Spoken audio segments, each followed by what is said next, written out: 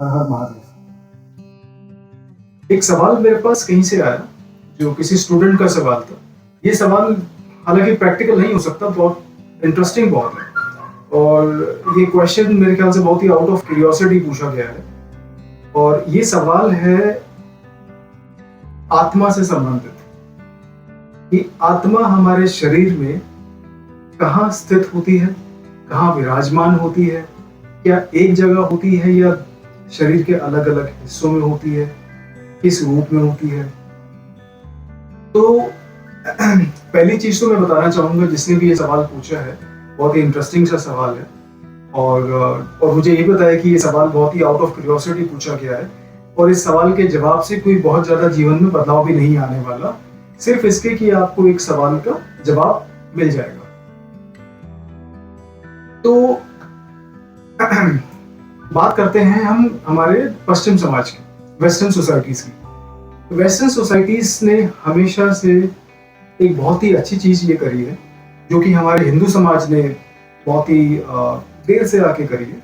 वो ये है कि वेस्टर्न सोसाइटीज ने थोड़ा सा नेचर को समझने के लिए बहुत ही, और खासकर कॉमन पॉइंट ऑफ व्यू से, वेस्टर्न समाज के जितने भी वैज्ञानिक हैं, जो उनकी फील्ड है नेचर को स्टडी करने की, चाहे वो फिलॉसफी है, चाहे आपका वो टेक्नोलॉजी है, चाहे वो रिसर्च है, चाहे वो कुछ भी है, नेचर को समझने के लिए साइंस का वैसे एक ही काम होता है, सिर्फ नेचर को समझ के आम इंसान के सामने रख देना कि ये चीज कुदरत की या प्रकृति की ये चीज ऐसे काम करती है, और इसका ये फायदा है, इसका ये नुकसान है इंसान के जीवन में। तो साइंस का, विज्ञान का सबसे सरल काम यही है, और इकलौता यही काम है।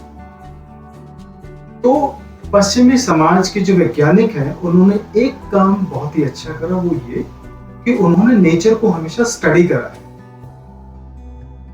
हमारे ऋषि मुनियों ने भी नेचर को बहुत स्टडी करा है। जो आज से 5-6 हजार साल, 7 हजार साल पहले जो हमारी सभ्यता, जो हमारी मोहनजोदाड़ो या आपका हड़प्पा सिविलाइजेशन जो भी रही है, वो भी पहले बहुत तरक्की करके जा चुकी है। लेकिन हाल ही में पिछले 1000 साल में खासकर जो तरक्की वेस्टर्न समाज ने करी है, खासकर नेचर को समझने की, वो बहुत ही काबिल तारीफ है। और सबसे बड़ा डिफरेंस जो उन लोगों ने किया है, और जो हमारे में, जो ईस्टर्न सोसाइटीज में और खासकर वेस्टर्न सोसाइटीज में जो डिफरेंस है, वो यही है कि हम लोग कहीं ना कहीं आज भी प्रकृति की पूजा करते हैं, और वेस्टर्न समाज के अंदर प्रकृति को स्टडी किया जाता है। एक शब्द है जिसको हम कहते हैं फिनोमेना। फिनोमेना का मतलब होता है जो बहुत ही, मतलब जिसको एक नॉर्मल मानसिकता के साथ या नॉर्मल इंटेलिजेंस के साथ उसको नहीं समझा जा सकता। उदाहरण के तौर पर, जैसे आप लोग टीवी में या यूट्यूब पे देखते होंगे कि वेस्टर्न सोसाइटीज में, अमेरिका में, यूरोप में कहीं पे जमीन में से आग निकल रही है या पानी के बीच में से आग निकल रही है। अगर यही फिनोमेना, अगर यही इवेंट या फिर यही छोटा सा जो पानी के बीच में से आग निकलना या ऐसा कुछ होना अगर हमारे हिंदुस्तान की धरती पे निकला होता, तो या फिर कहीं ना कहीं निकला भी होगा, तो आई एम श्योर वहां पे पूजा हो रही होगी। तो इस शब्द को, फिनोमेना को हम कहते हैं कोई भी ऐसा कुदरत का इवेंट या कोई भी ऐसी कुदरती चीज जो साइंटिस्ट के या फिर विज्ञान की सोच से थोड़ा सा अभी परे है, उसको हम कहते हैं फिनोमेना। ठीक है, तो वहां के लोग क्या करते हैं, वहां के लोग इन चीजों को स्टडी करते हैं, मतलब साइंटिफिक तौर पे इन चीजों को एक्सप्लेन करने की कोशिश की जाती है, और उनको आम इंसान के सामने रखा जाता है कि ये चीज जो कुदरत की है वो ऐसे काम करती है, और इसको हमें ऐसे इस्तेमाल में लाना है, और इसके इस्तेमाल से जीवन में ये बदलाव आ सकता है। तो ये हमारे वेस्टर्न समाज का एक चलन है साइंस का। और एक ही चीज यहाँ पे हमारी, और वही चीज हमारे जो हिंदू समाज में, खासकर जो ईस्टर्न सोसाइटीज में, वो थोड़ा सा अलग लेवल से देखी जाती है।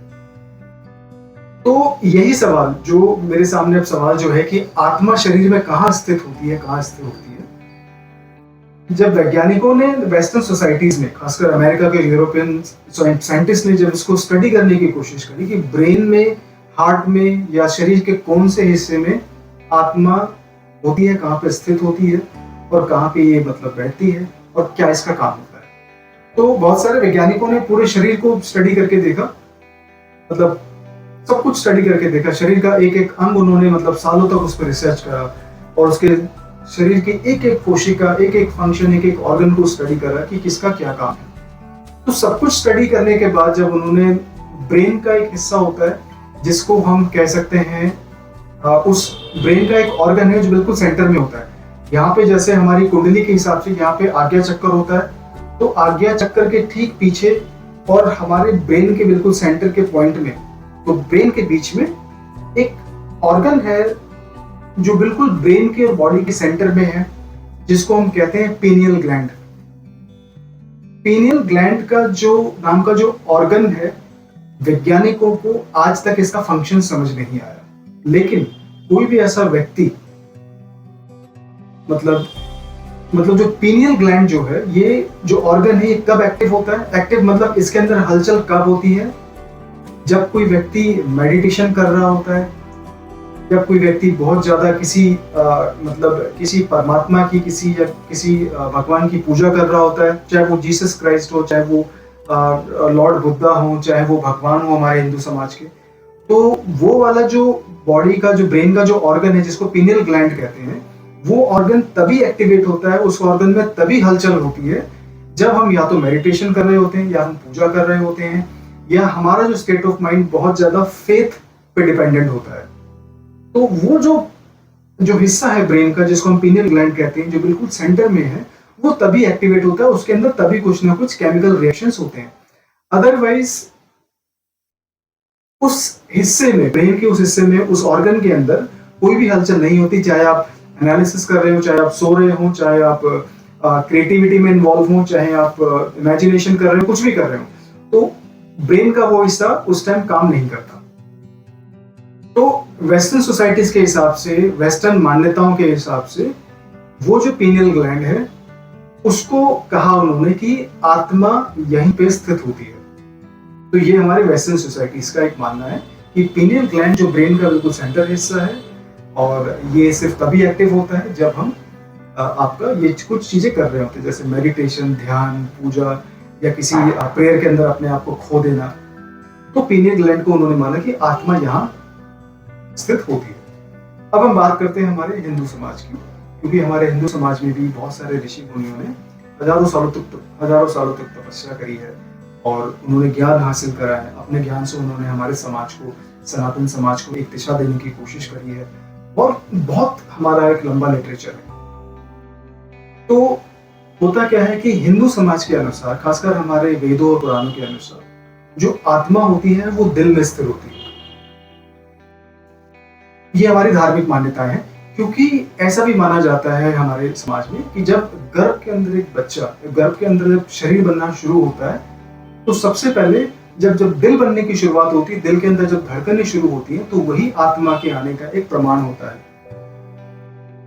और जब आत्मा शरीर में आती है, तो फिर सबसे पहले दिल धड़कना शुरू होता है।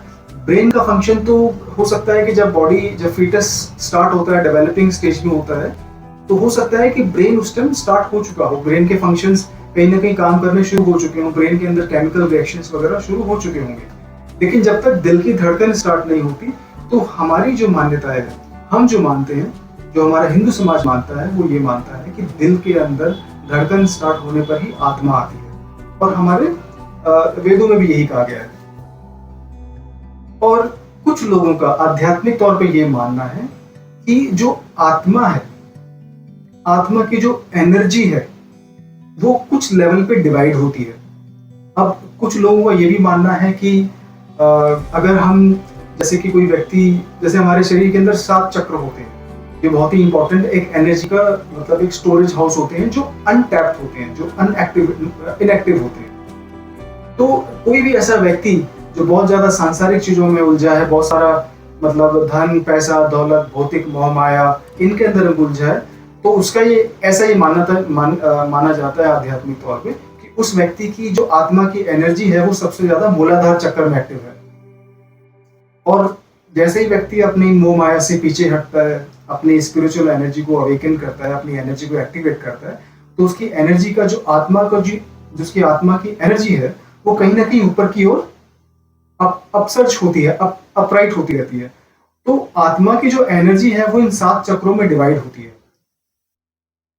और आत्मा हमारे धार्मिक और आध्यात्मिक रूप से अगर देखा जाए तो आत्मा की जो एंट्री होती है वो हमारे सर के मतलब थ्रू होती है, जिसको हम ब्रह्मरंध्र भी कहते हैं। तो ये अलग अलग मान्यताएं हैं पश्चिमी सभ्यता के अनुसार और हमारे सनातन धर्म के अनुसार।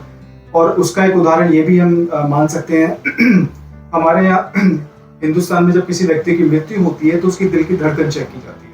उसकी अगर दिल की धड़कन रुक जाती है तो इंसान को मृत घोषित कर दिया जाता है।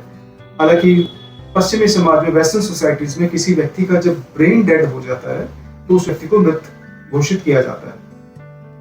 तो ये अलग अलग मान्यताएं हैं और मैं भी इसी चीज को सपोर्ट करूंगा। हालांकि मैंने बताया था स्टार्टिंग में, ये सवाल थोड़ा सा आउट ऑफ क्यूरियोसिटी हो सकता है, थोड़ा सा नॉलेज के लिए अच्छा हो सकता है, बट इसका प्रैक्टिकल लाइफ से बहुत ज्यादा लेना देना नहीं हो सकता। हाँ, अगर आप अपनी कुंडली एक्टिवेट करने के लिए, अपने आप को समझने के लिए अगर आप अपनी एनर्जी पे काम करते हो तो ये बहुत ही अच्छी बात है।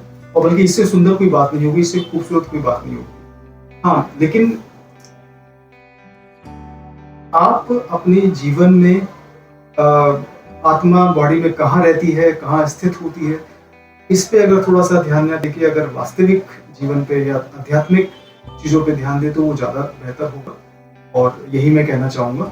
और मेरा भी यही मानना है कि आत्मा शरीर में कहीं भी हो, चाहे वो पीनियल ग्लैंड में हो, चाहे वो आपके दिल में हो, चाहे वो आपके एनर्जी चक्कर में एक अलग अलग पार्ट में स्टोरेज हो, या कहीं भी हो, अपनी एनर्जी को एक्टिवेट करना, अपनी स्पिरिचुअल गोल को समझना, अपने आध्यात्मिक उद्देश्य को समझना ज्यादा इंपॉर्टेंट है, बाकायदा इसके कि आपकी आत्मा कहाँ है शरीर के अंदर। अगर आप हैं तो आत्मा आपके साथ है, और आत्मा जिस दिन शरीर छोड़ देगी तो फिर ये सारा का सारा खेल यही खत्म हो जाएगा।